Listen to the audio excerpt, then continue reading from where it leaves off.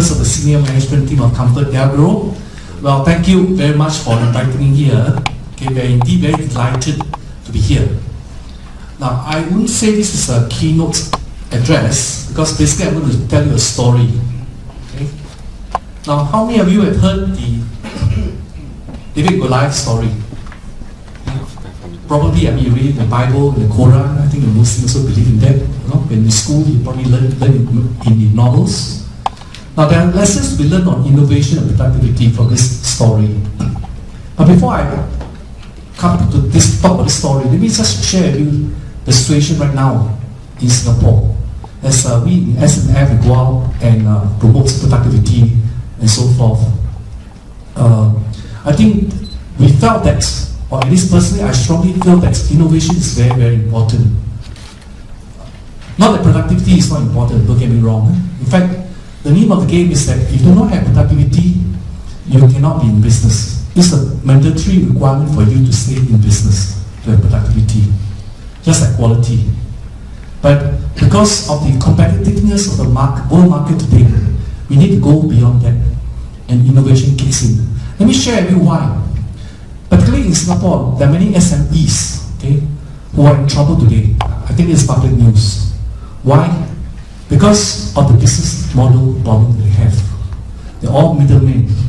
And that role is being marginalized today. As principals, once you take over, they avoid the agent, go directly to customers. Okay? And that's why a lot of our SMEs are suffering, and also by virtue of the fact that they're very dependent on low labor costs from overseas, and now the government is cutting back. So that model has to change. Right? Because if you don't change that model, the productivity will not help them.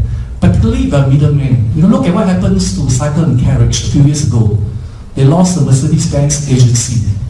Nothing to do with performance, productivity. Just that the principal wants to take over. Okay? So that issue of business model has to be addressed. Right? And to do that, we need innovation, which I'm going to share with you.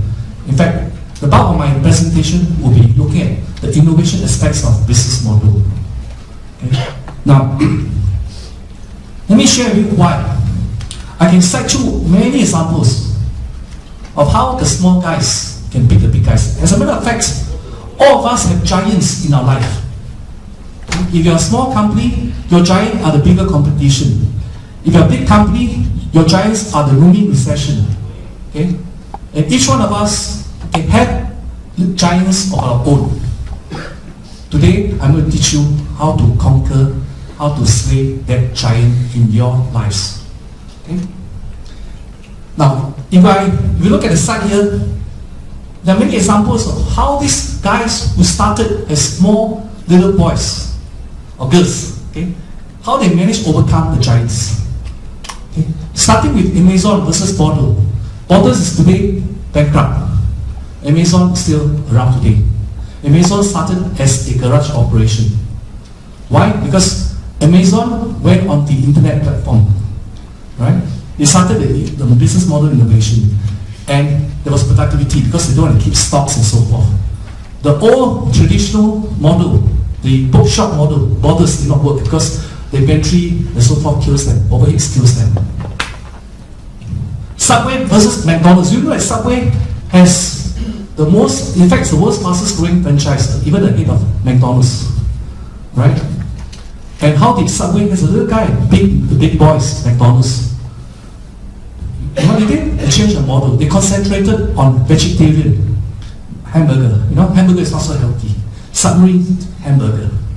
Okay? And they managed to at least overtake McDonald's, the big giants, in terms of growth. Of course, you hear about the tablet versus the notebook. The notebook industry is very competitive.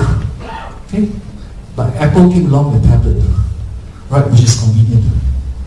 Right? The model changes, the productivity kicks in. Google versus Yahoo. Okay, I'm going to give you a lot more examples of this. Yahoo was ahead of the game. How did Google overtake Yahoo?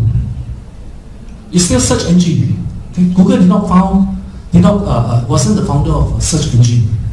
What Google did was that it simplified the process, made the search easier. He put in applications, Google AdWords, Google Earth, Google Analytics and so forth. And Yahoo was a giant in those days. Even our little Singapore Airlines, right?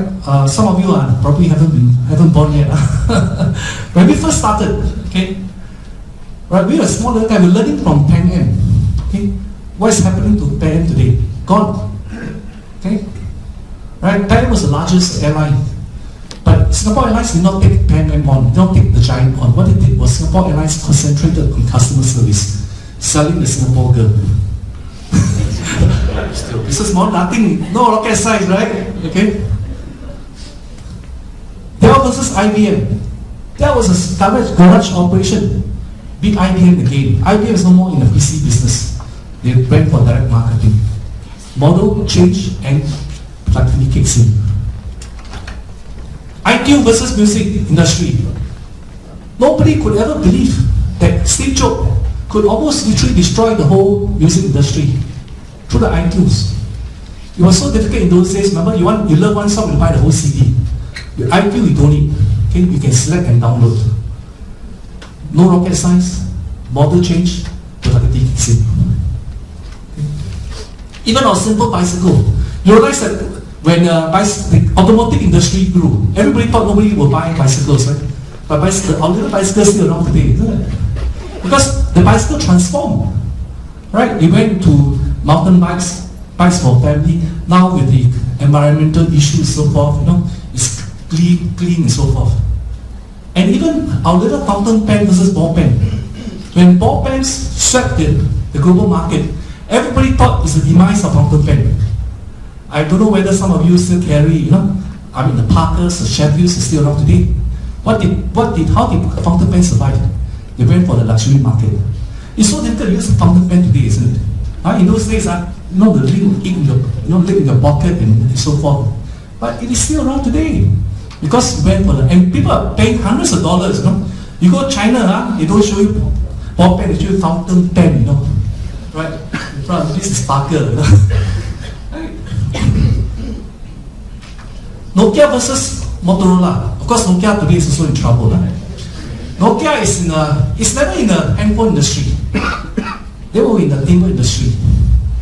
Right? And how they managed to... Motorola, of course, is, I think, almost long gone on the handphone. Right? Nokia came back with design. It was just a phone. Remember those last time Motorola, in those days, I think some of you were not born yet, right? I remember they carried a big phone in the streets, especially in Thailand. Yeah, those days, those Motorola. Now Nokia designed to make it small, friendly, lifestyle. Because now Nokia's in trouble because we have got Apple coming in. And you see the game goes on. Right? So the message I want to drive to you today is this. You need to improve productivity innovatively. And innovation productively. By the way, I got copyright to this. I authored a book, another book on this one. But you can use it in my client, Alright? So you need both. Productivity, spring people is not here, right? It's beaten to death. Everybody knows the game. I'm not saying it's not important, it's a mandatory requirement for you to have productivity. But this is something I've been telling the government agencies. Alright? The Chinese know productivity. Right? It's a 20-year-old game. But you got to have it. But it's not good enough for our companies to fight, in a new scenario. So you got to look at the model, the business model part. I'll come back to this slide again. So you notice, all these were underdogs. They have beaten the big boys through innovation and productivity. Now I'm going to take you through 3 simple strategies. Right? No rocket science. Sometimes people think that doctorate, PhD guys are us with down door. I just do my PhD to show I'm not stupid, that's all. Yes, proven nothing. So I want to bring things down to earth so you understand. 3 simple strategies where you go about these roots of how to improve productivity innovatively. Now this is a simple chart. I got copyright to this, you can use it. Okay, being our client. Okay, don't read this in textbooks. Now what I've done was just put the competition metrics versus customer metrics. Right? That means you go towards this way, very high orientation on customer, high orientation on competition. A lot of companies are in this cell, okay, what they call internally driven. That means they look internally, they don't look at customers, they don't look at competition. A lot of internal politics problems. Okay? A lot of companies are in that arena. Now I've named a few. The Well was the first social media. You realize that? Okay, they started social media, but it's unheard of today. Even our creative tech, okay, unfortunately, they were the first to found MP3. Right? But how come they didn't make a success? Steve Jobs was smart. Okay, he took on the technology and embedded the iPhone as an MP3. Right? And he made market as a lifestyle. Now, I have a lot of respect for Mr. Simon Wu, don't get me wrong. Okay? But he was looking at technology. Right? Unfortunately, look at what is happening to creative technology today. So, if you're in this cell, watch out. Okay? You'll be in financial trouble very soon. Now, on the other hand, too, there are many companies that talk about customer first and so forth. Again, I'm not saying that that's not important, but it's not enough. The reason being, sometimes customers can be very demanding. You give them a lower price, they want it lower. You give them a quicker service, they want it quicker. Okay? Right? But Delco is a good customer. I emphasize that. So, not good enough. Because everybody knows the game. Right? We are in a very turbulent market today.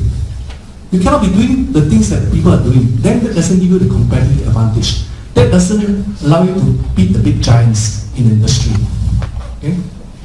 And see what happens to some of these GeoCities. Okay, I don't know whether, in those days you heard of it. It was on Yahoo, it's gone. Netscape, remember? Search engine, right? Where you heard of Netscape? Right? They just look at customer, but they never think of competition. Okay? And the likes of Yahoo and Google overtook them. Okay? And web computers, I don't know whether you went back to that days, word processing. Okay? Now you know my age. Those days, web computers just for work, and you're doing great, a lot of money, making a lot of money. Then PC came along and do multiple tasks. Okay? They're just looking at customers, that's what they refuse to change. They're gone. The next cell is competition. Yeah. The oil companies are very famous, so they call it benchmarking. You benchmark against the best. Okay? Nothing wrong with that, but that's not good enough. You know what happens when you benchmark? It's just like Formula 1. You keep on looking at your mirror, looking at competition, you hit the wall. Okay? And we see examples of that. MySpace, okay? Worried about competition, but forgot about customers, the market. Motorola is another one. Okay? Alright? They're paranoid about competition. Okay? But they fail to look at customers and the market. Let me share with you today. Okay? The cell that you want to operate in is what I call market-driven. Now, this is my definition. By market-driven, it means that you look at the existing customer and competition and try to project ahead. Okay? And that's how I gave you cited many examples earlier. That's how those companies became successful. That's how Steve Jobs was so successful in all his findings. Okay, from iTunes to tablet, okay, and so forth. Alright, apps. Okay, because he's looking at existing customers and competition, then he try to preempt ahead. Now, this is no rocket science. Okay, but let me share with you many modern day successes and products were founded on this basis. Okay? Look at the jetliner.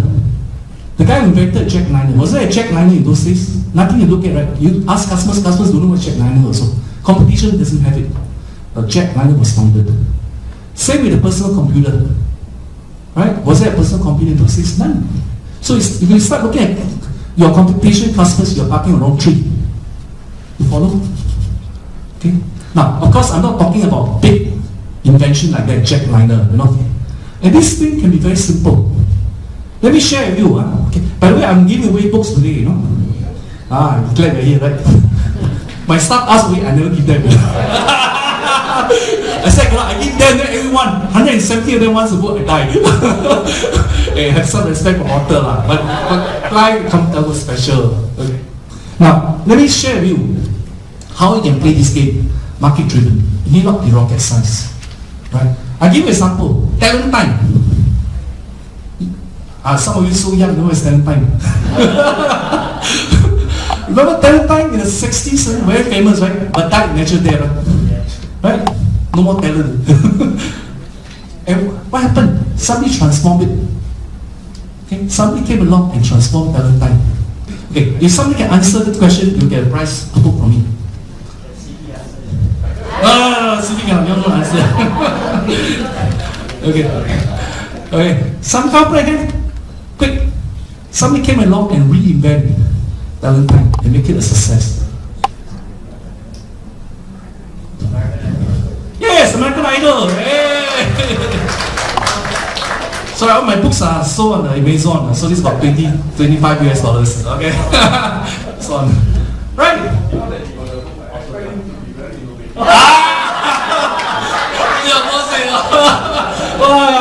Condition. Okay. Now, what is American Idol, Singapore Idol? Okay, what is it? It's talent time. But why is it different? Why? Because they allow the audience to vote through the SMS. Why didn't you think of it? And this guy made millions of dollars. It's still talent time. They revive talent time. Okay, another one. Okay? No. CNN. How did CNN beat the NBC and BBC? You know, heard of CNN, right? Today they're still around. You know, when Tech Turner started this business, he was not even in the media business. And you know, in this broadcasting business, it's a dog-eat-dog environment. Okay, many people died. Okay, how did CNN beat NBC, BBC? If CNN has gone the same approach as NBC, BBC, they will not have made it. Okay, it's too crowded. Okay? It's no price, I tell you. They went on 24 hours news. Right? And when he started, those guys in the industry were laughing at Teng. Hey, who's going to watch 24? Everybody goes cool already, go sleep already, you know. But he saw a market. You see, he realized that a lot of busy executives go home very late and want to watch the news. But then NBC, BBC all close already. Right? And he make it a success. No rocket science. Correct? Okay, so think about that. Alright? And later on I will illustrate to you how to kill the giant. You don't go head on against them. Okay? You want to start a shop to compete against ComfortDelGro? See, your guys are all thinking, they're all entrepreneurs, very innovative. Don't go direct, okay? You'll never make it. But I'm not encouraging to do that, but you know, innovative people think, right? Okay, so don't do that. Huh?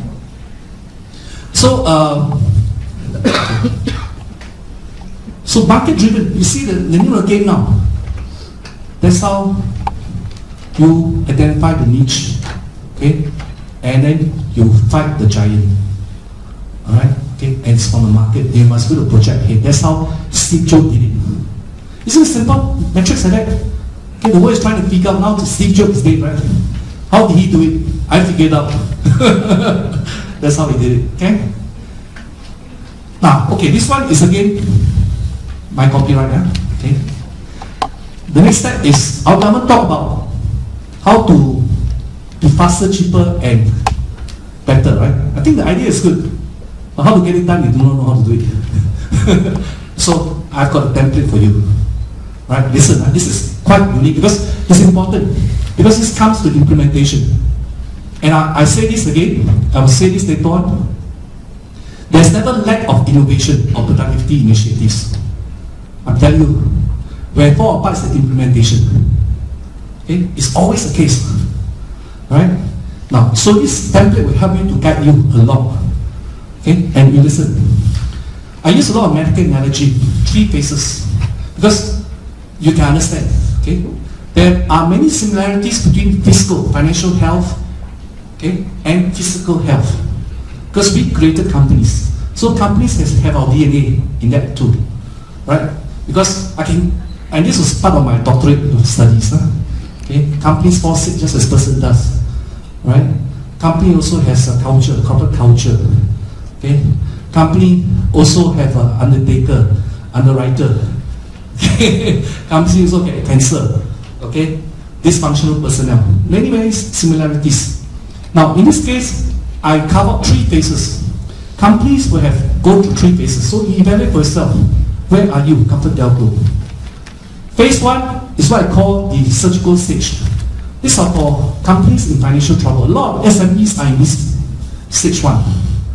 Okay, right? And you need to control your cash flow. Right?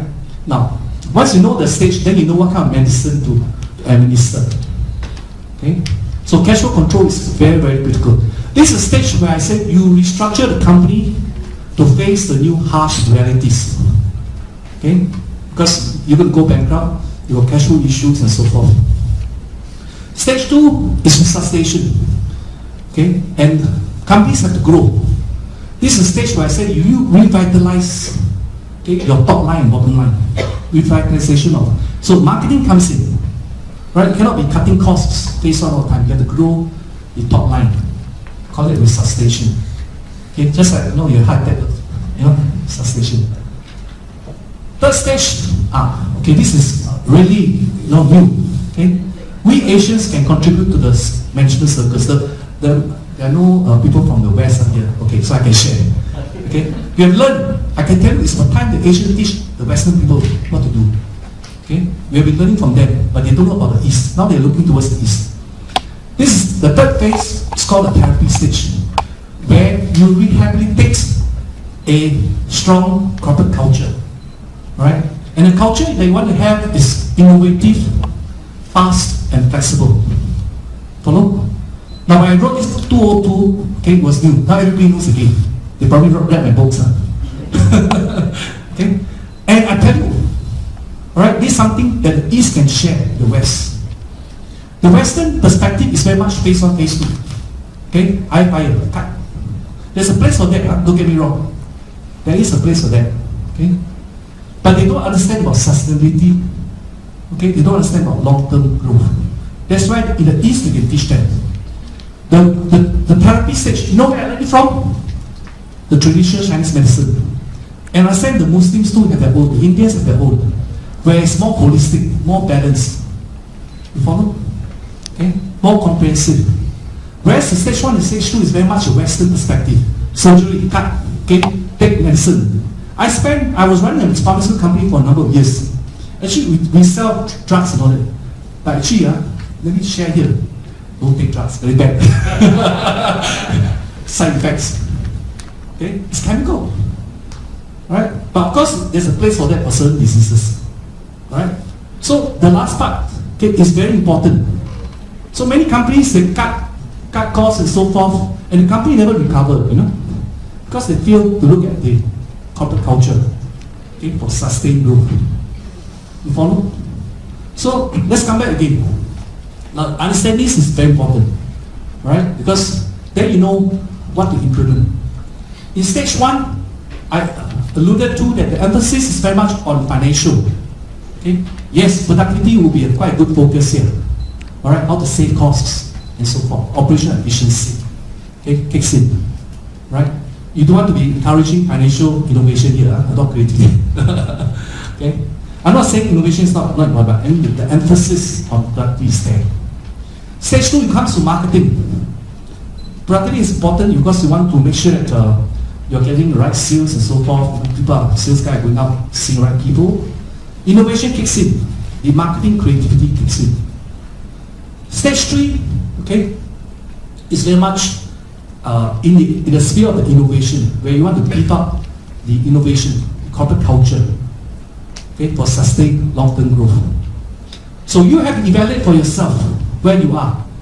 Okay, it's very certain that companies is sort of skewed towards one, But even for our SMEs, okay, although I say most of them are in this sector, maybe 50% here, 30% here, 20% there. Then you administer the medicine accordingly.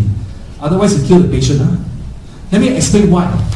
If the company is in stage 1, you think your R&D initiatives are going to go through the board, shareholders? Okay, I think it's unlikely, right? Because you say, hey, come on, man, cash flow, you want me to spend $10 million? I'm dying already. Correct? So you will see the situation, right?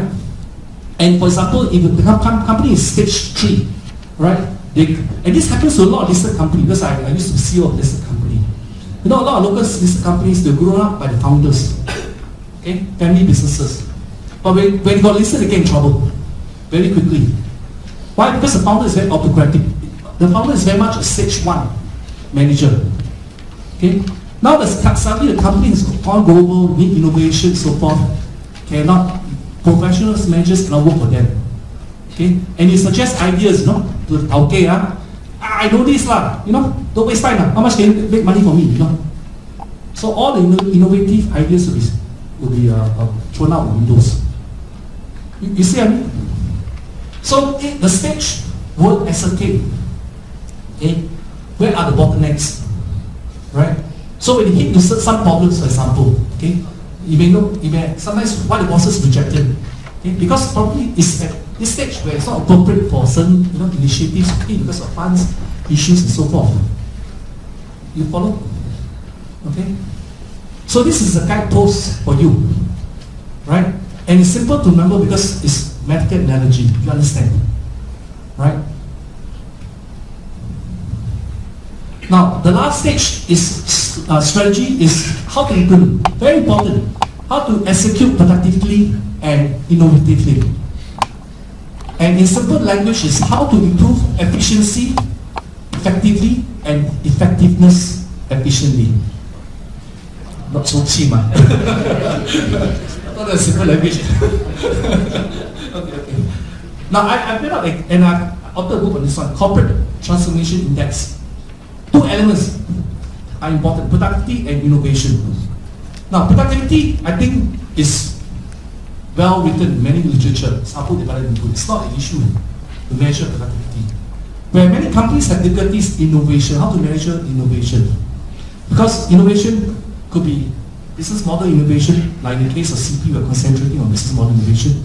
It could be technology innovation, process innovation, creativity, right? So in the world of the literature of innovation, it's very, very, very, very broad. Okay? Nobody has actually come up with a measurement. Now I try to attempt to come up with a measurement. It's not perfect. Okay? I measure innovation culture. I can measure that because, in fact, I've got 90 questionnaires for that. I'm not trying to market my book or not, I'm just sharing broad perspective. You can measure what are the innovative initiatives of the company.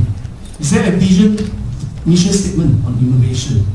How many innovative projects were executed, failed, and then the bosses still continue? Okay, those you can measure. You can even measure the level of creativity of each individual, how many suggestions that they put forward to the company, okay, and so forth. So we need an element of both. And then your corporate transformation you measure according to this stage. Now, unfortunately, okay, maybe in my next lifetime, okay, we'll try to validate this. Okay?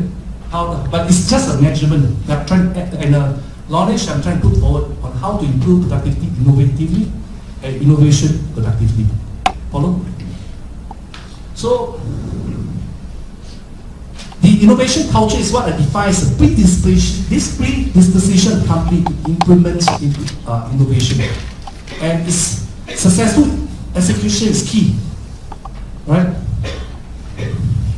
Okay, let me demonstrate how this is done. Okay, come back to David and Goliath story. Where is my Goliath? Yeah, okay, come on, here's a Goliath. Come. Let me show you how I kill a giant. I got a bag of weapons here. Sometimes I make mistakes, I probably knock out a few giants. It's okay. Okay,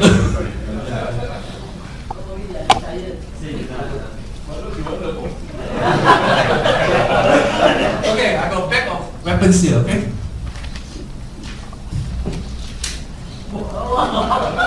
5 stones. 5 stones. And that's what David did. Alright? Okay, he took 5 stones, okay, to slaughter Goliath. He took 5 because just in case he missed. Okay? Now, so what he did was a sling. Okay, he did. Sorry, if I make mistake, please. Okay, sling around and kill Goliath. Okay. Now let's start. Okay. You read the story. Okay. Goliath was making a lot of noise. Come on, Goliath. So a lot of you read the story. Okay. A lot of Israeli soldiers were very scared. Okay. So the first step in innovation productivity, you must overcome the mindset. There will be a lot of noise. Cannot be done lah. This is nonsense lah. You know. Okay. So David overcome the first step. I think I'll take this giant on. But David is not stupid, no? He did the analysis. He evaluated. Got chance to kill him, no? No chance better, no? Okay, he did. Alright, so some amount of analysis is important, huh? But David did not stop there, no? Okay? Because he did not go there and start jumping, looking at him, that Goliath was scared him already. He took action. Right? Okay? So, you see my strategy? Right? He started strategy to analyze. There was also office politics, no? If you read a story, King Saul, came along, not you. So King Saul asked him to wear the armor, the sword, you know, to kill Goliath. Then David said, boss, I don't need all this. Too heavy for him. He now say no to the boss. Okay? Right? I mean, King Saul man in good faith. Right? Wanted to lend him the armor and shield to protect him. But it was just too heavy. Right? So he has to overcome office politics too, which happens, right, in any initiatives. See, this is just story, there are many things they can learn. Right? And why David was confident to take him on? Okay? David has innovation. He has this elastic, you know, Isa. You don't say Isa. Goliath only has to say it, right? Okay? And he has productivity. Because he practiced it in the farm, he was a shepherd. He has killed lions and bears with this. So he's just a bear, that's all. I can take him on. Right? But not enough, no? You have productive innovation, I don't think he can kill the lion. Right? What was missing? What was missing? Something that's very important too. See, when you want to introduce innovation productive, all these are coming, right? You don't take the first step, you get frightened by Goliath, you don't even want to analyze and so forth. But one aspect that he looked at Goliath, okay, this big man here, how do I kill him? Okay, he went for the sweet spot. Bang! Okay? Yeah, the niche. Remember I was talking to you, strategy 1. Alright, the niche. Okay? If you have hit him on the leg, hit him on the, hey, don't go away yet, you're not taking it. Knock out. Okay? Right? He took action because, you know, as I said, he executed with productivity and innovativeness. Right? Not just talk, running around, you know, he'll be killed by Goliath. And what he did was, Goliath was just knocked out only. He took the sword from Goliath, the technology that he has, chop off his head. Right? And this happens. Why is it so easy to kill the giants? You know what? Many giants are over-leveraged financially, over-committed. So once they lose the market, they're dead. Okay? Once you hit the sweet spot, they're dead. Look at what happened to Borders, Motorola, okay? Teng. Because they are too over-built. That's how all the small boys beat the big boys. Okay? Okay, come, let's have a round of applause for our...